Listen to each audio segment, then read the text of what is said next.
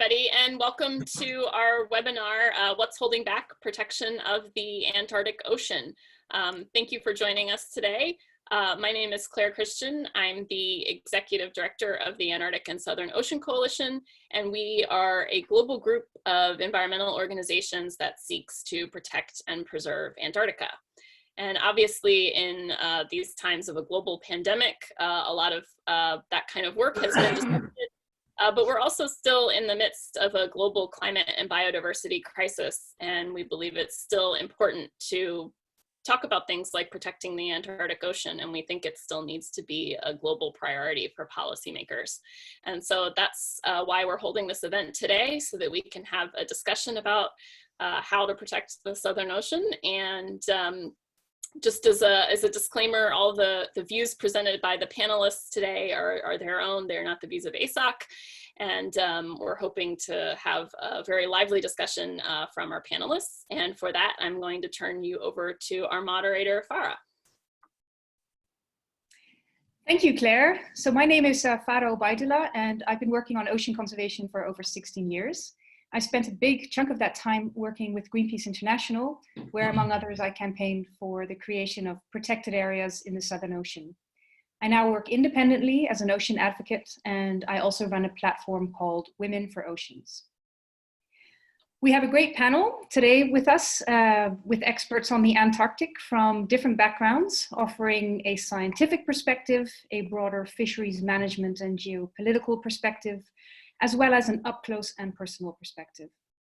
We will begin by hearing from our panelists, and then I will probe them for their insights, and then we will open up the discussion to questions from you, the audience. You should see a Q&A button on your screen, somewhere below, and please use that to put forward your questions, and Claire will be collecting those. And feel free to start asking questions as soon as they come to mind, and we will channel them to the speakers. So on to the speakers. On the panel, we have Paul Nicklen, who is an award-winning photographer and photojournalist, and the co-founder of the nonprofit Sealegacy. Paul grew up in the Canadian Arctic. He is recognized by the conservation community for his outspoken work. Paul is a TED Talks presenter, an author, and National Geographic contributor. In the past 2 decades, Paul has collaborated with scientists, filmmakers, conservationists, and explorers to create awareness and inspire action for global issues like climate change. Through his work with Sealegacy, Paul is opening a fresh, progressive chapter in the story of ocean conservation. He lives on Vancouver Island in British Columbia, Canada. And then we have Jennifer.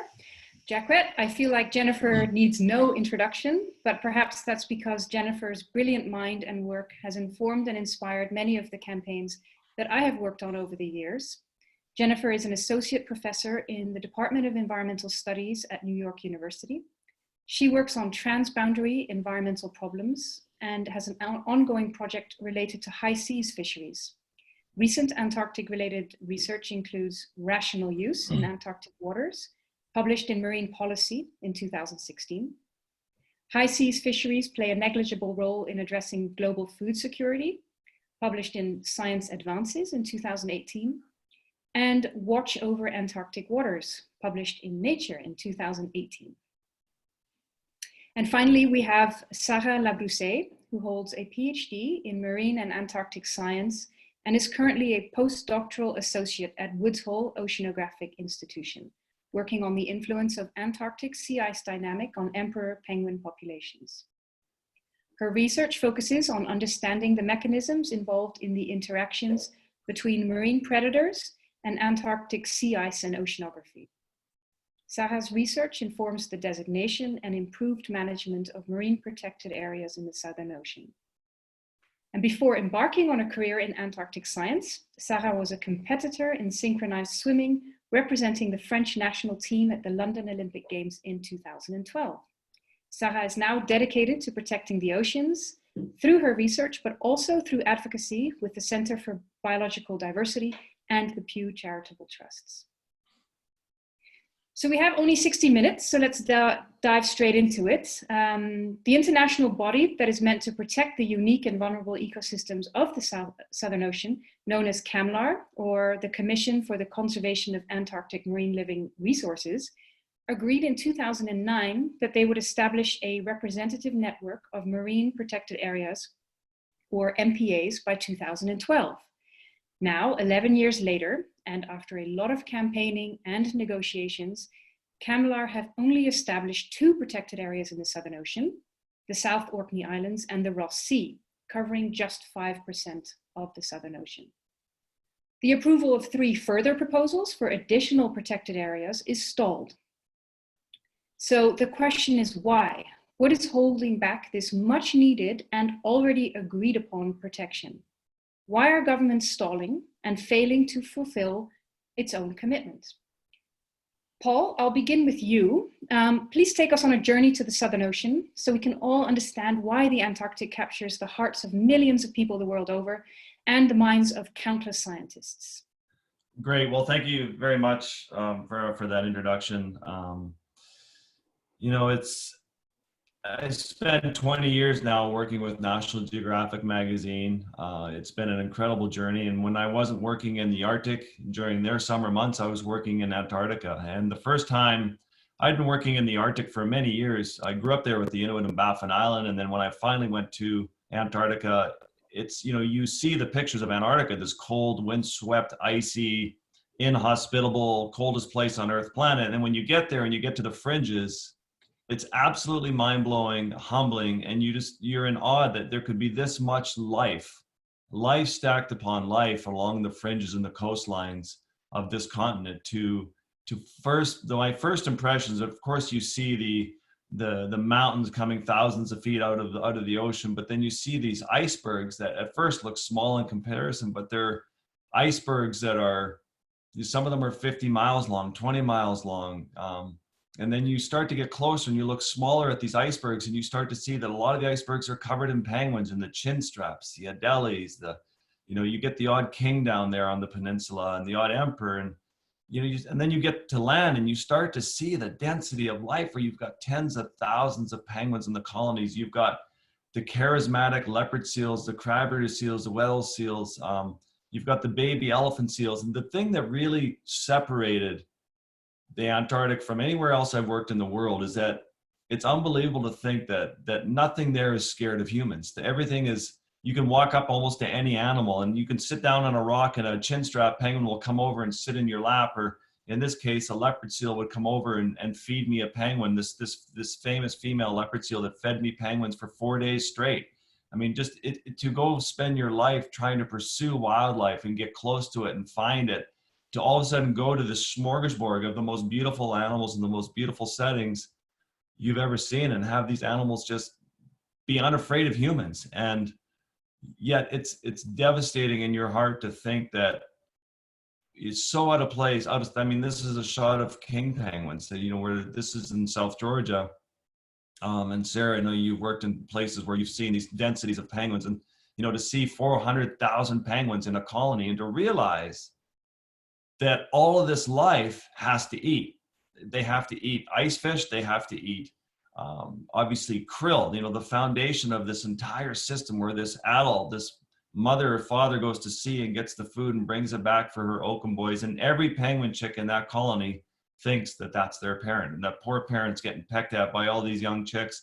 And it has to hear this audible cue to find its one. But to think that as we get later on in the slideshow, you will see the threats that are taken that are affecting this place. When you first go into a place in Le Maire Channel, into Iceberg Alley, it's beautiful. You've got these big arched icebergs, but you realize it's a graveyard. It's an iceberg graveyard where these big icebergs are coming to die. When you see the 50-mile long tabular icebergs that are 800 feet deep drifting out in the open ocean in Antarctic Sound, you realize that they have come off the ice shelf. When you see the thousands of humpback whales, a whale here where I jumped in the water and this whale came over to me with his peck and started to pick me up out of the water and would just wanted to engage and interact. I've seen a lot of humpback whales around the world. I've never seen whales depend like this, but these animals live their life cycles out in warm waters, but then they key to that life cycle is to come to Antarctica and to feed on the abundance of krill. This is, the albatrosses that you see flying on your way to Antarctica, to seeing them nesting. This is Light City mantled albatross in South Georgia. But it's just, it's the sort of really hit home for me when I was down there with my good friend Rodolfo Werno, one of the great krill scientists. This was a giant petrel that was trying to crack my skull open. I realized that if I wanted to get a picture of a giant petrel with its 7-foot wingspan floating around, I just had to pretend I was dead, and it kept jumping on my back and trying to crack my head open to access my brain. So that was a fun game for a little while, and then realized we got the picture, but it was starting to hurt. But you just see this place that's so out of sight, out of mind, and then we can get these countries to come together into a line on protecting, at least at a minimum. Obviously, climate change is climate change. We're going through very trying, troubling times right now. But I really am excited for the break that this planet is getting, the reprieve that it's getting from humans, from travel, from tourism, and from flying and ships and ship noise. And these animals are getting a break. But you see the shot of krill on the ice. That was probably the least important picture, the most unattractive picture I'll show here, but it's the most important to me, to see the connection of life that is connected to sea ice, to glacier ice. When you see the ocean turns pink with the biomass of krill, and every animal is there trying to feed on it. And then you see the Norwegian ships with their vacuum cleaners sucking, hundreds of thousands of millions of pounds of krill out of the ocean. You see these humpbacks, and all these animals have now become, rather than just free to feed and survive in Antarctica, they're there in competition with humans with the new latest and greatest food source, omega-3s. And it's the one place I've ever gone where, like, we just need, this was a humpback whale that we were going in through this area in the Gerlache Strait, and we saw this whale that was dead, and we looked and you could see a big gash down the top of his back, and we couldn't prove that it was hit by a ship, but it was amazing to go on AIS and see a ship doing 21 knots full of 500 tourists, because they had to maintain their tourism schedule to get people to Antarctica as quickly as they could so they could tag the continent and then get back to Ushuaia. And then all of a sudden you're seeing dead whales pop up. At some point, we need to draw a line around a place and protect it. You think we as a species are capable of great harm, but we're also capable of great things.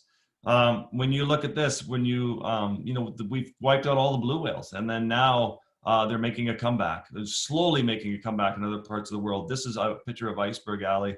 So I'm excited to hear what other panelists have to say.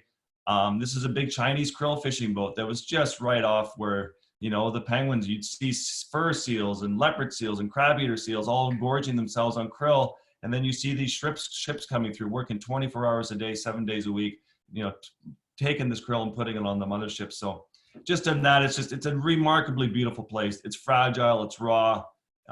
And obviously we need to draw a massive line around it and protect it. Yeah.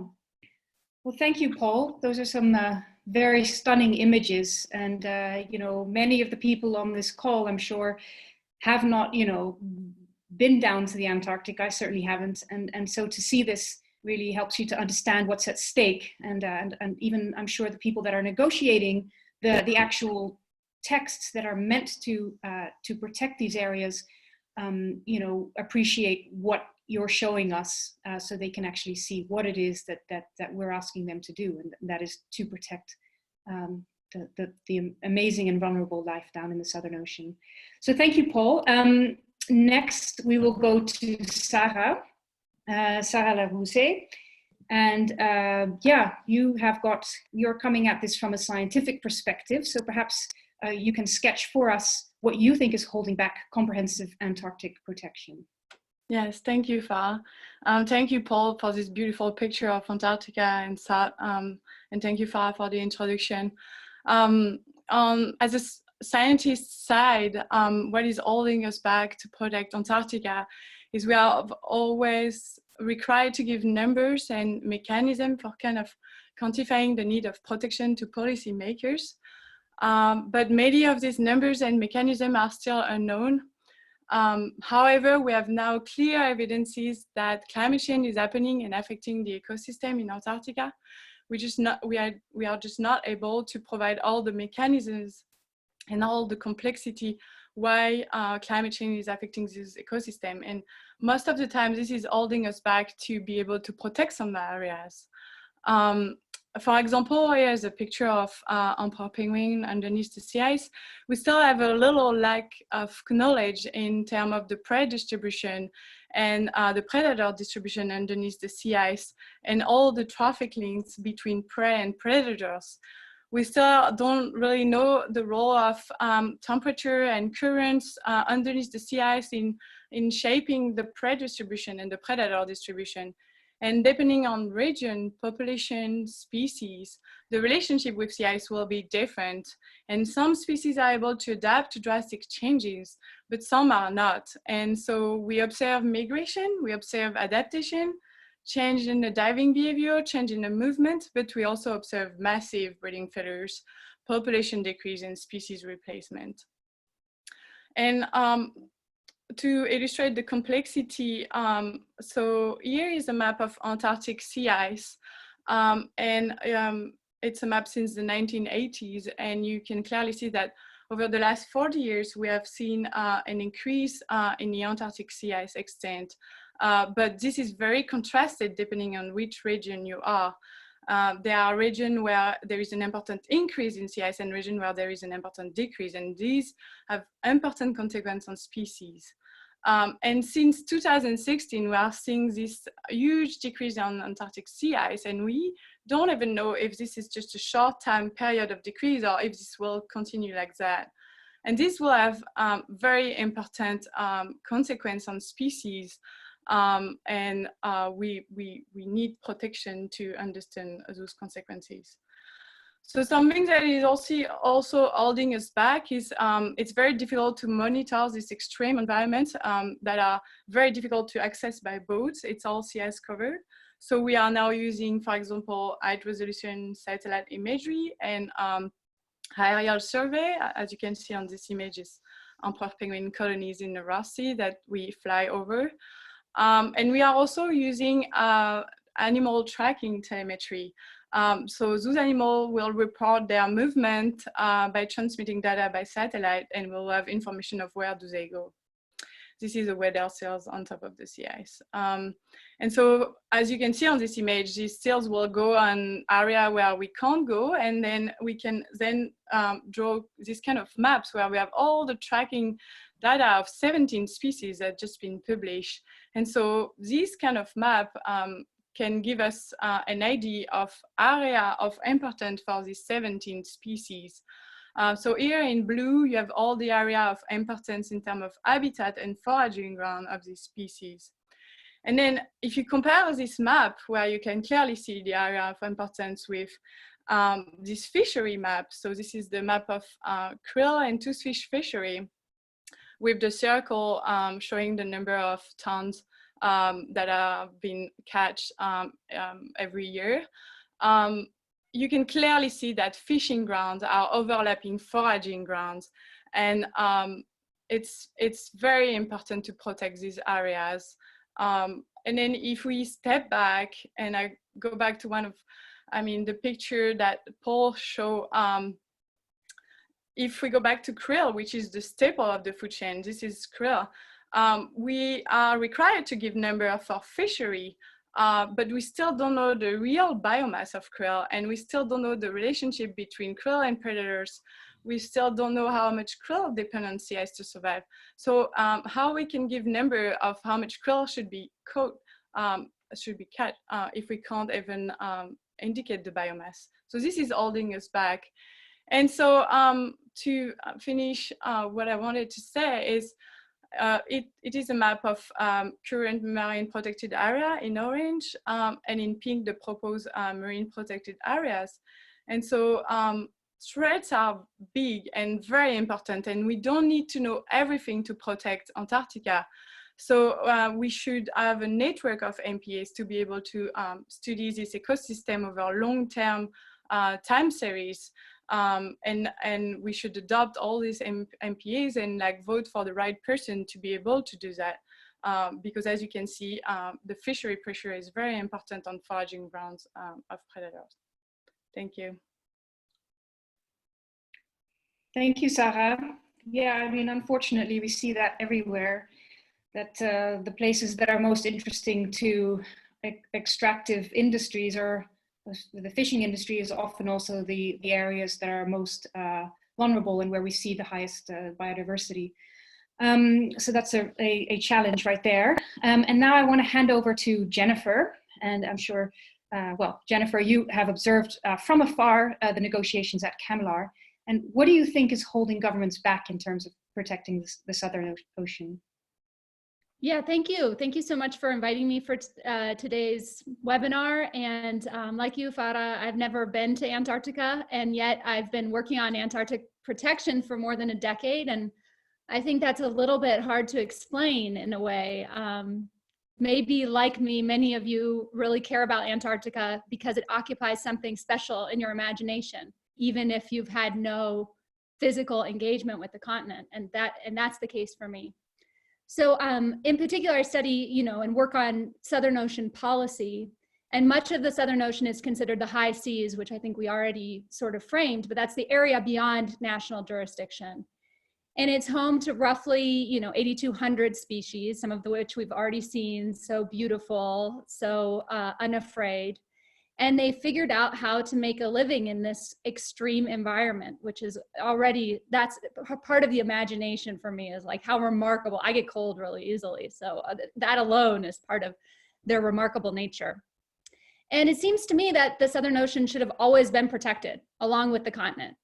But instead we have CCAMLR, which entered into force in 1982 and presides over the exploitation of marine life in the Southern Ocean.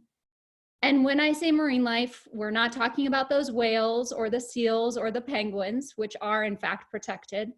CCAMLR manages fisheries, like the boat that we saw in Paul's photo, which are primarily for krill and toothfish.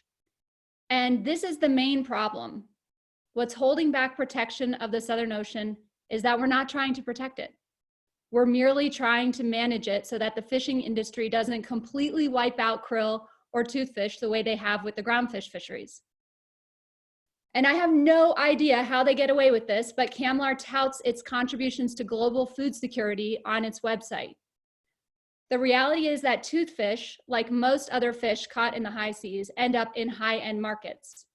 Chilean sea bass, which is the market name that Patagonian toothfish and Antarctic toothfish sell under, it goes for $40 a pound in major cities like New York.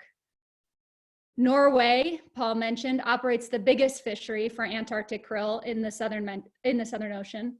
And some of those are sold as omega-3s, but a lot are fed to farmed salmon. Yes, we're consuming these animals, but they are not food security. This is a very dishonest statement.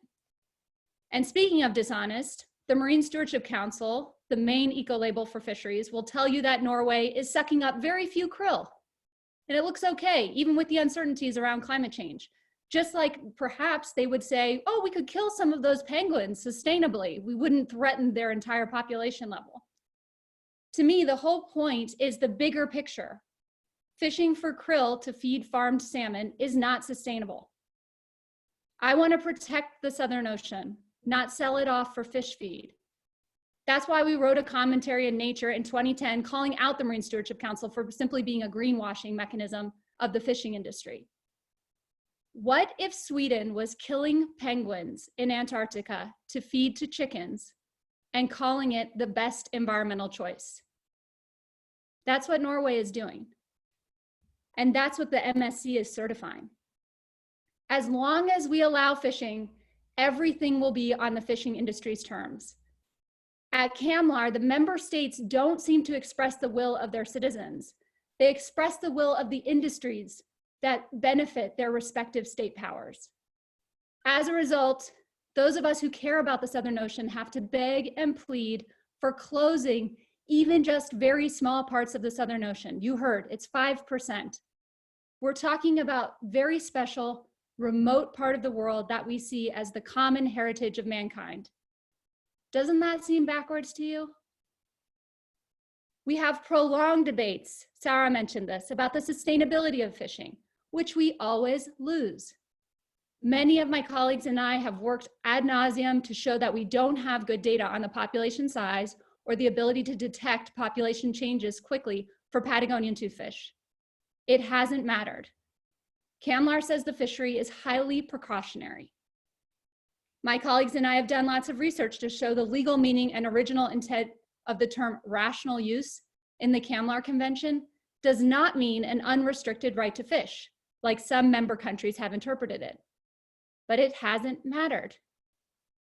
Fundamentally, these battles over what's precautionary or what constitutes rational use are not scientific. They're not legal. They are an argument about our values. And the fishing industry is winning. And as long as we allow fishing in the Southern Ocean, other extractive commercial interests will follow. There's a lot of prospecting going on right now in the high seas in general for marine genetic resources, for deep sea mining, and fishing helps to legitimize it. As many of you will be aware, new members are joining Antarctica, and China has built 4 bases with a 5th under construction due to be complete in 2022. President Xi has claimed China wants to, quote, understand, protect, and use the Antarctic. So what do? I would love to see a global survey of what people think about the Southern Ocean and what level of protection they would like to see or already believe there is in the Southern Ocean. We need to work as hard studying the social meaning of the Southern Ocean as we do collecting the life history parameters of toothfish or krill or the tracking of the Weddell seal. We have to work on what is the social meaning of Antarctica to the world. One possibility is that most people actually do want to see krill and toothfish protected. They just don't realize that they aren't. Or it could be possible that many of us have failed to develop the deep relationship that we need with fish and invertebrates, that we seem to have with everything else. Paul, you mentioned the krill. The krill was the least beautiful photograph. I thought it was very beautiful because, I understand the Antarctic food web. And I think that's in part because of this mythology that krill and toothfish contribute to global food security. It's just not true. They don't. They contribute to luxury markets. So if that's the case, the role for civil society is to help us begin to see seafood as animals. Both krill, the black-eyed reddish-brown crustacean that Paul showed, and toothfish are special in their own way. And they help demonstrate what I think is Antarctica's power as a symbol, as a remarkable ecology, a place where life interacts at such an extreme environment. We have to build a new relationship with these animals. And then the new relationship with the place will follow. But again, it is my hope that most of the world may already believe we should protect the Southern Ocean, not manage it, but protect it. And then comes the hard part, because it's not about changing people's minds. It's about redesigning the institutions to express those beliefs. We need a bold vision for Antarctica in the Anthropocene. And then we have to work out the institutional arrangement that will best execute that vision. And we need to end extractive activities entirely in the Southern Ocean. Our failure to protect the Southern Ocean is that we keep thinking we can fish there at all. It's not about managing Antarctic fisheries. It's not about begging for permission to protect some small areas. It's not about figuring what FMSY is for toothfish. We need to end fishing altogether in the Southern Ocean. Thank you.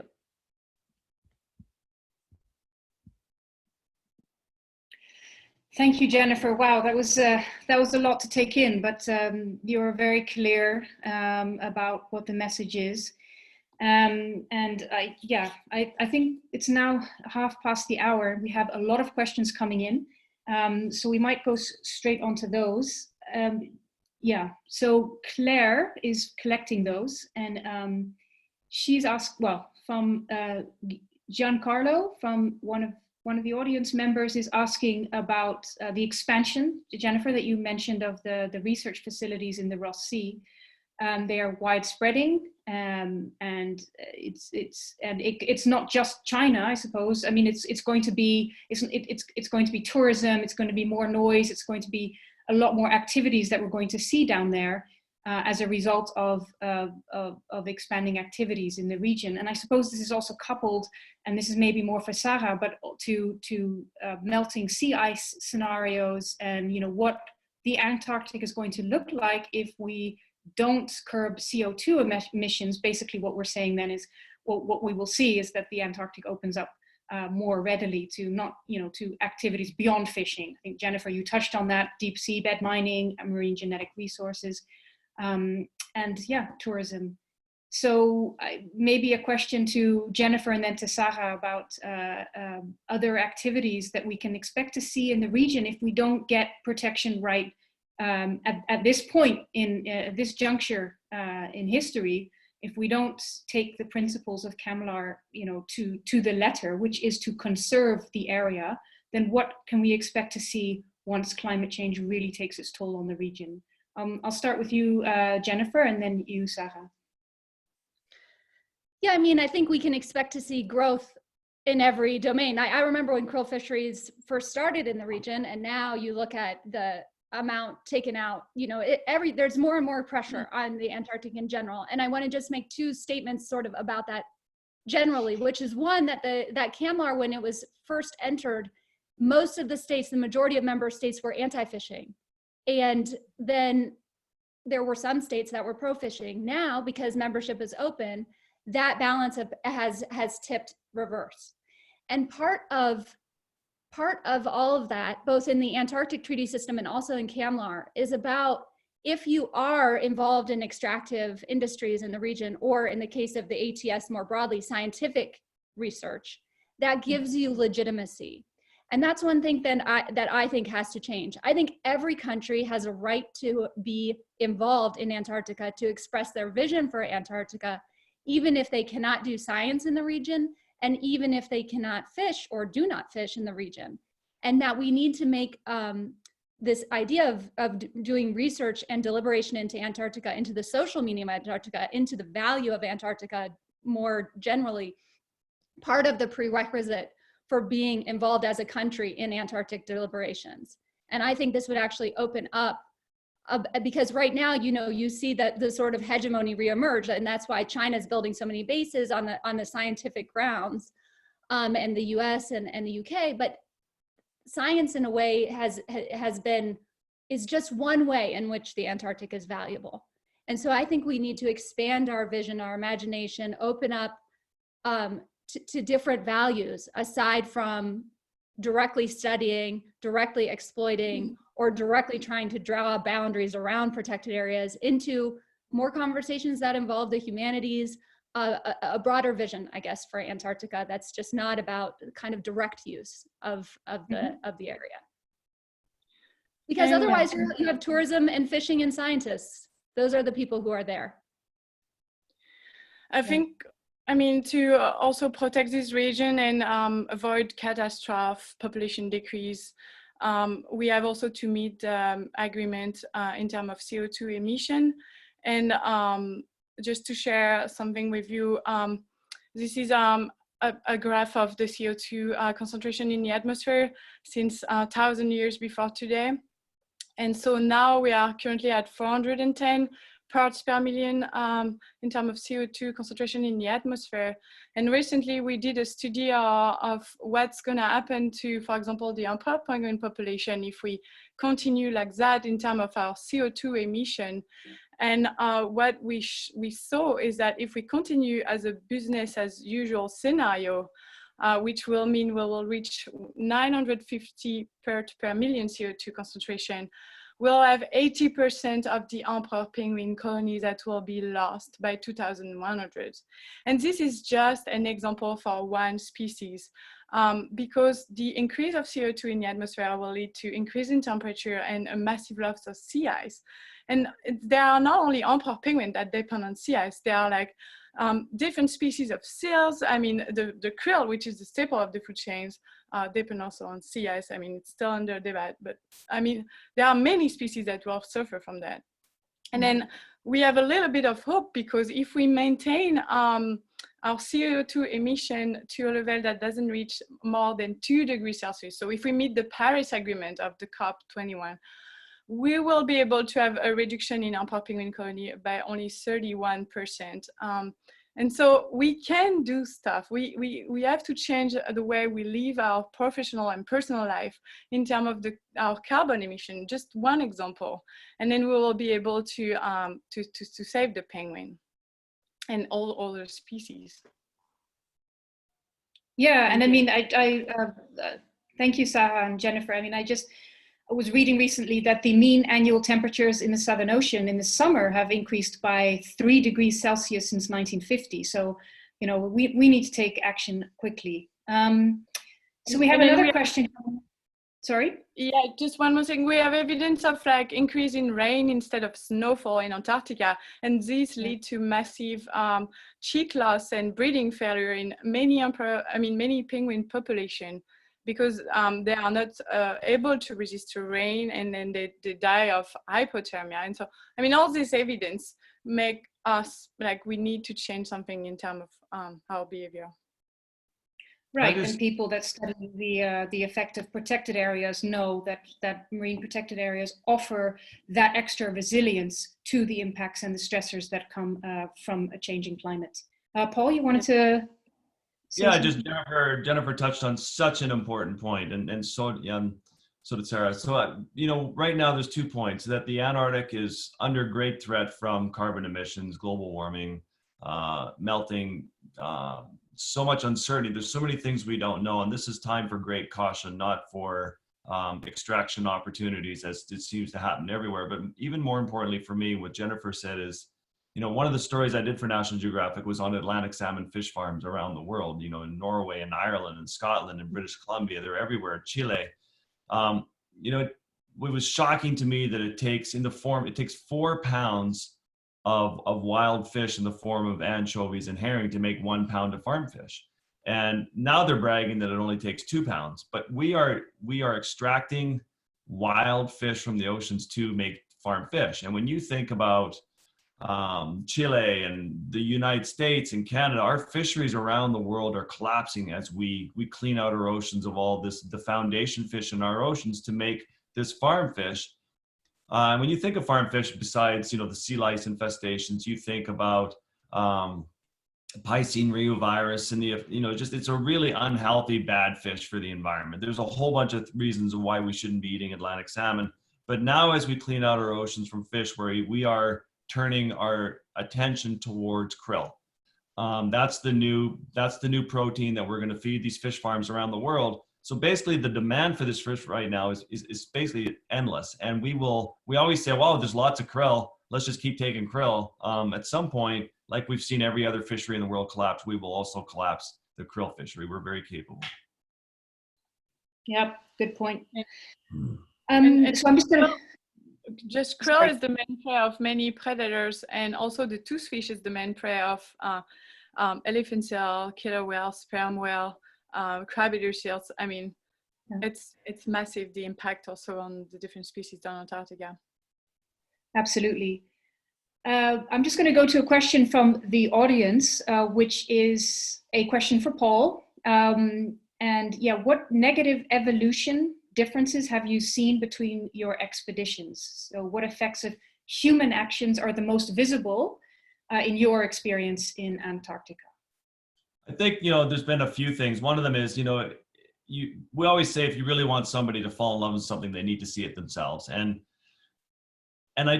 when I go to Antarctica, I guess I'm seeing a lot of people who are down there as checklist tourists. They're not there because they're in love with it. They're not all going to go home and be eco warriors and have a voice for this place and the fragility of it.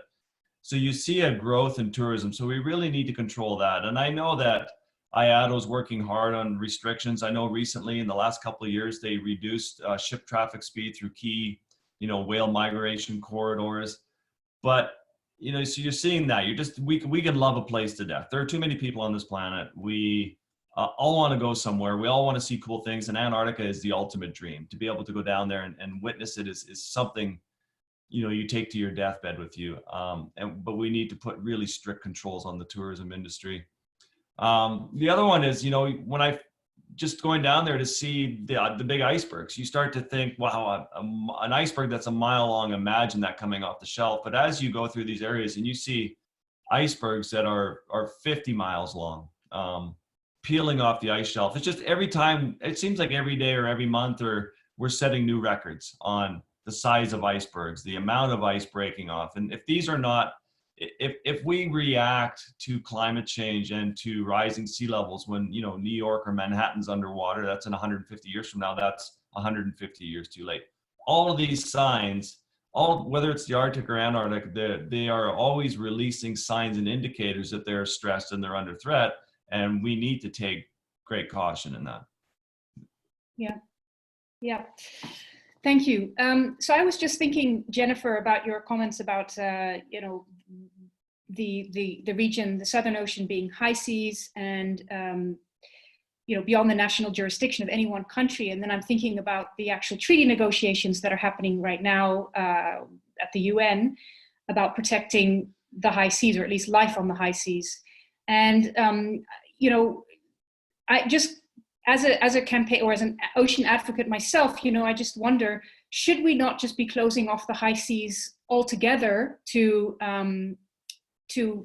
activities like fishing? And I know, I mean, these comments are also inspired by some of the reading I've done from your papers, where you do talk about food security, or, you know, from the high seas being negligible, in fact, and that in the Southern Ocean, it's the toothfish, which is exclusive, well, it's with the toothfish being exclusively caught in the high seas. I don't know, maybe you can speak a little bit to the negotiations happening at the UN and some of the parallels about, if we don't get it right in the Southern Oceans, what is then the you know, the hope for the rest of the international waters? Well, as you know, with BB&J, this process that you're talking about, a 2-year process where the 4th meeting, which was supposed to occur this month, actually was postponed.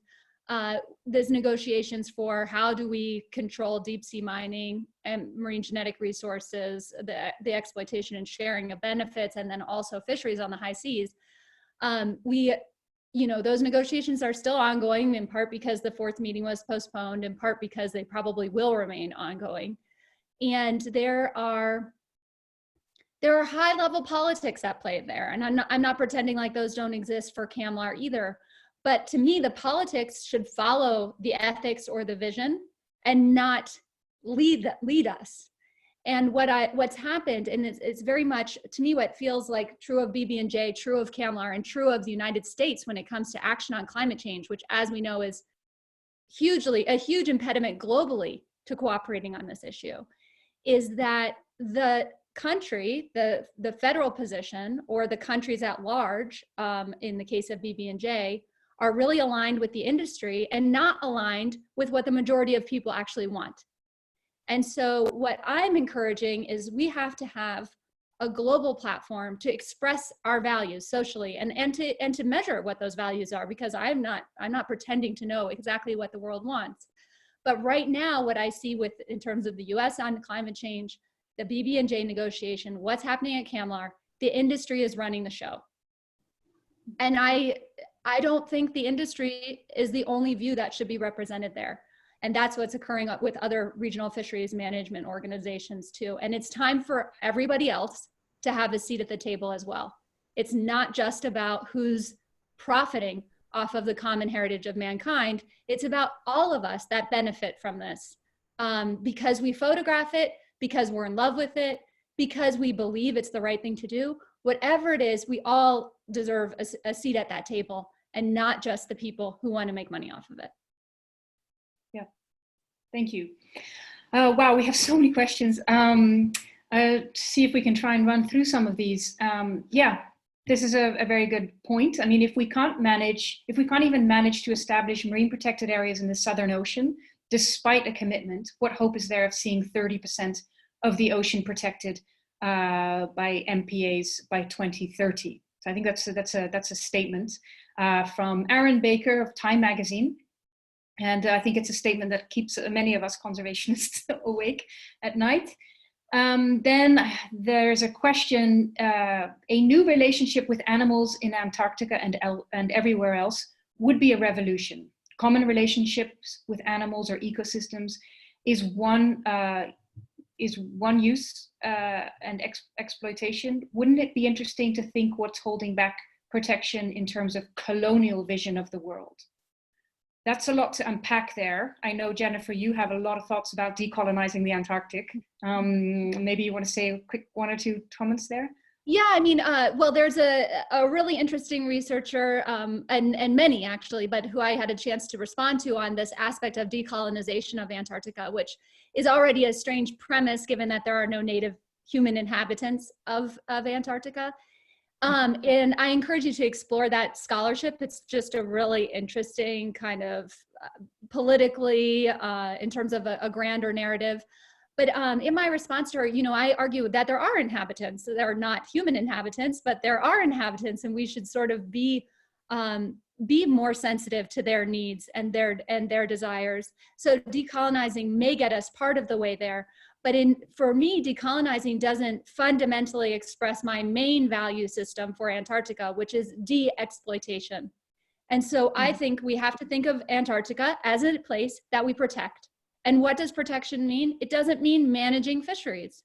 It doesn't mean preventing all krill from, it means protecting them. We just need to protect Antarctica. It's really not a difficult message. And it's one I think that resonates with many people. And that protection, it's a weird positive feedback loop. Maybe most of us don't really have an intimate relationship with krill, but once we protect it, we don't want to let them go. And so it has this positive feedback loop where that protection in and of itself helps us form that newer, deeper relationship with the animals there as well. And tangential to that is, in general, just seeing seafood as animals, as I mentioned, that these are not just resources, these are not just prey, they are not just fish feed, they are in and of themselves animals eking out a living at the end of the world. Yep. Thank you.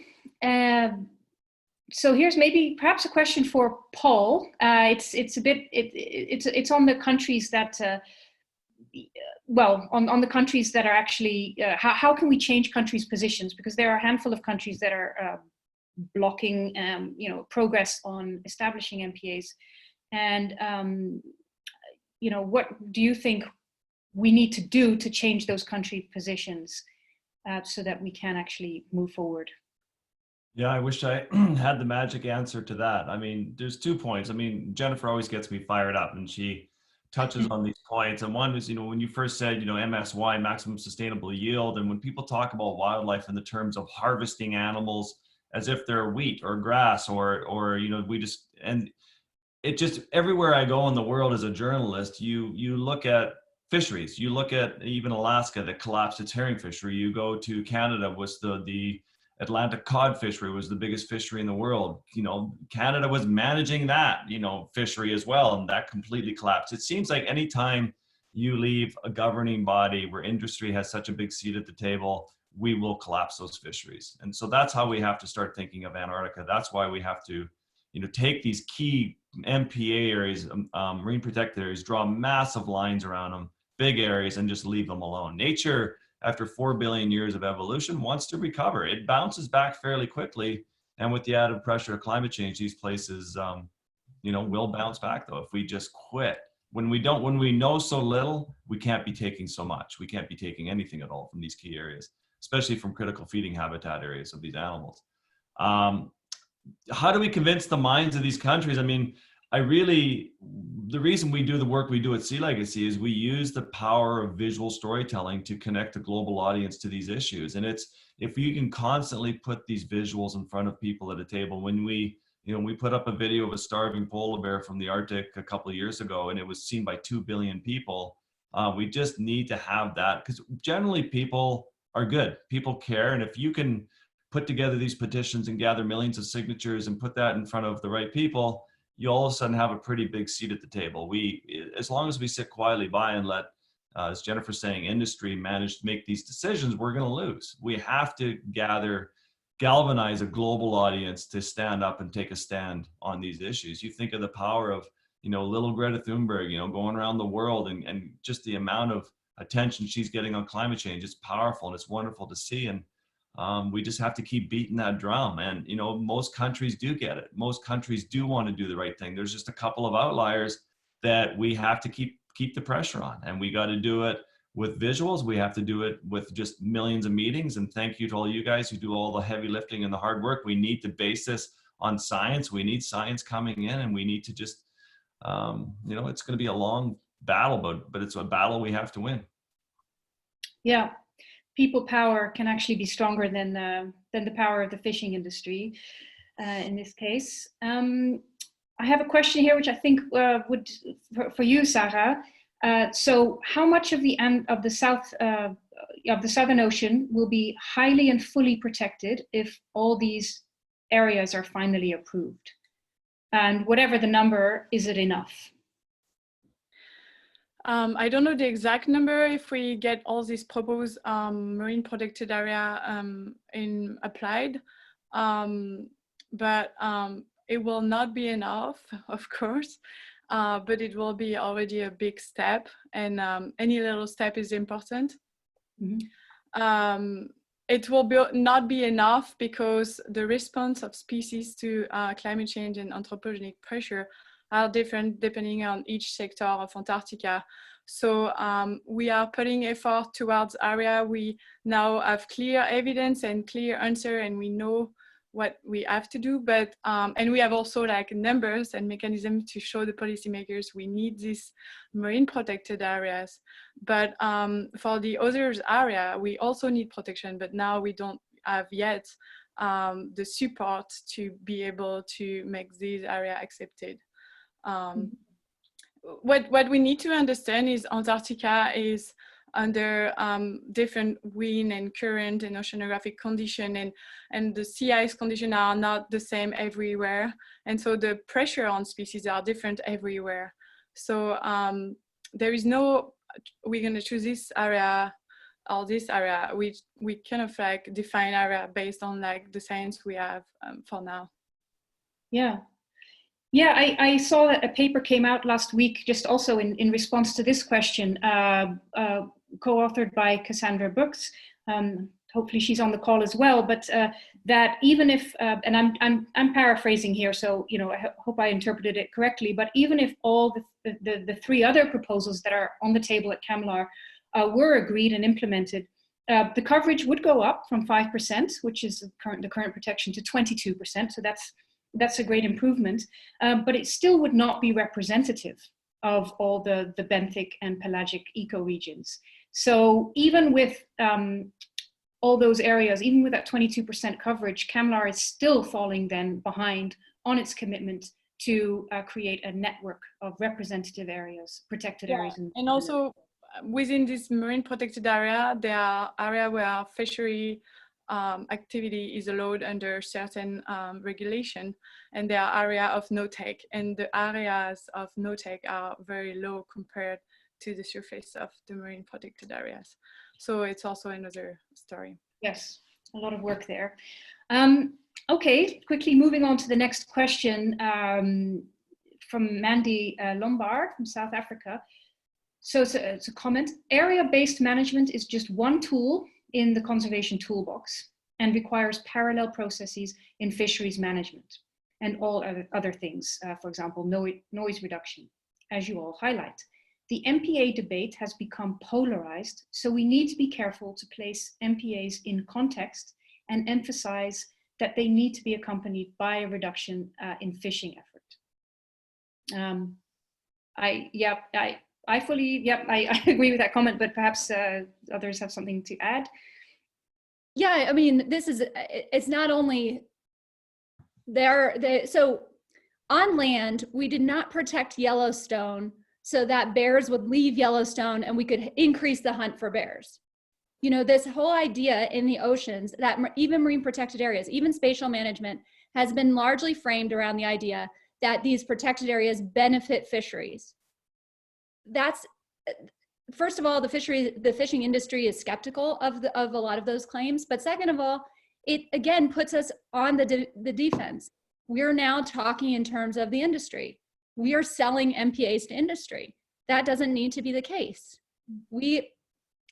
we need spatial protection in the oceans. We haven't protected enough of the oceans. So spatial protection and the increase in that and the 30 by 30 aim is really great, but it's not going to get us fully where we want to go. We still have to absolutely reduce industrial fishing effort from the oceans, remove the almost 40,000 factory trawlers that exist around the planet, ones that you know, can in a single hull pull out more than a blue whale gulps down in a single gulp. That is where we are. We cannot talk about spatial management alone. We're not pretending to do that. But what I'm saying is protecting Antarctica means spatial management.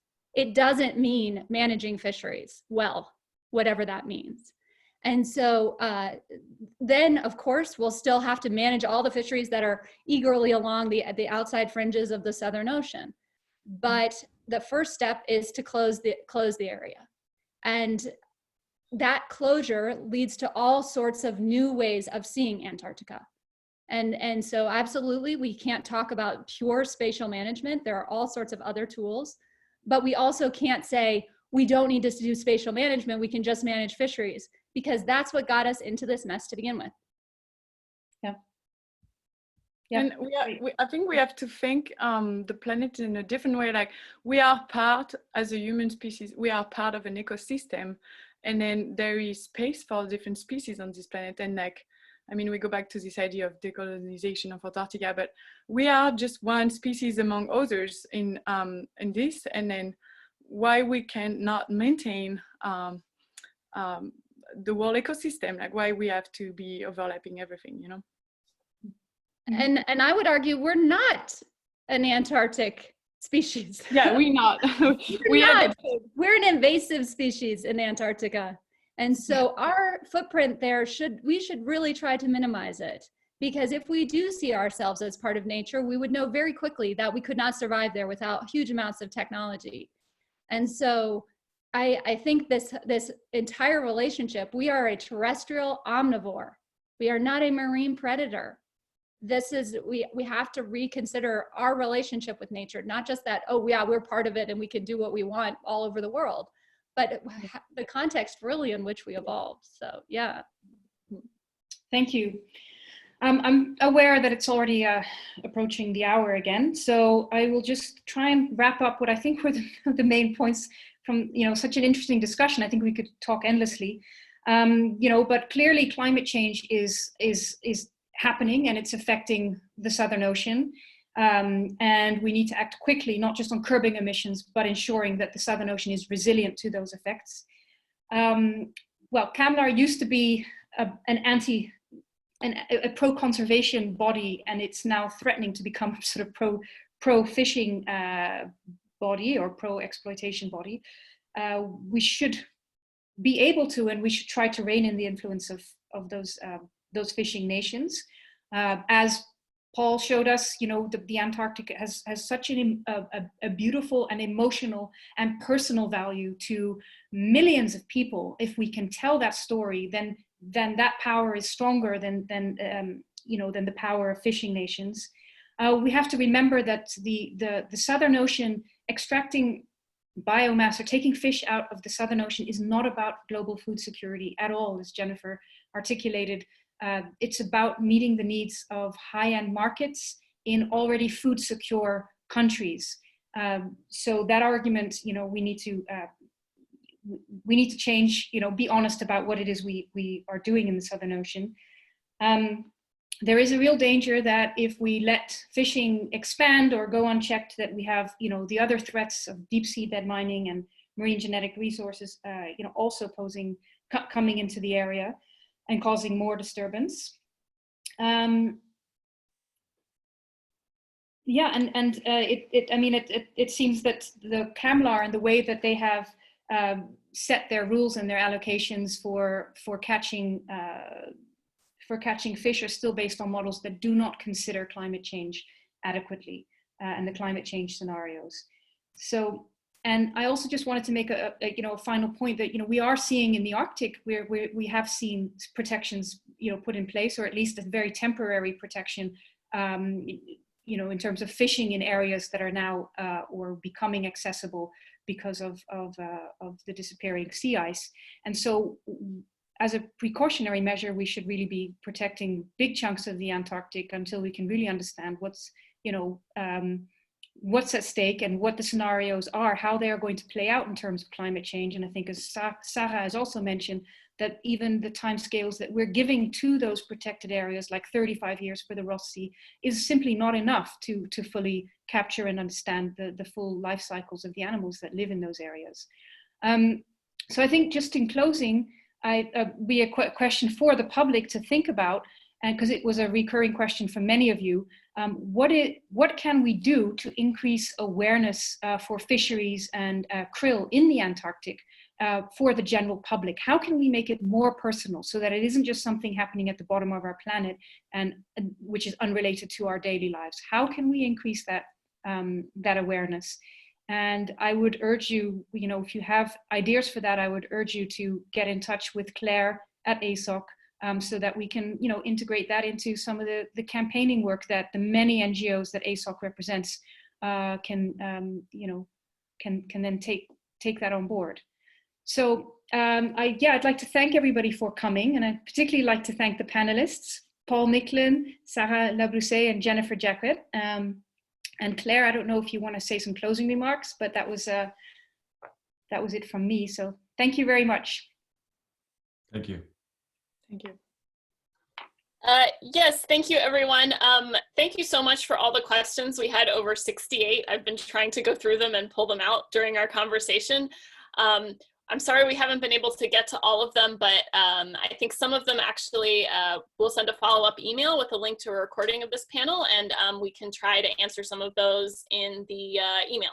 But that might take us a couple of days to process the recording and everything. But look for that follow-up email.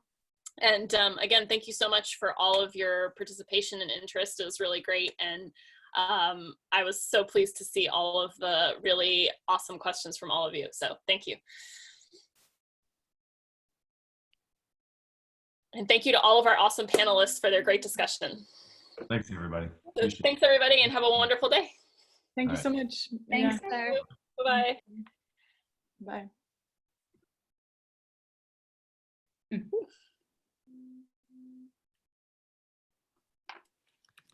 Thanks, Farah. So is the audience still there? I don't know. I'm not sure.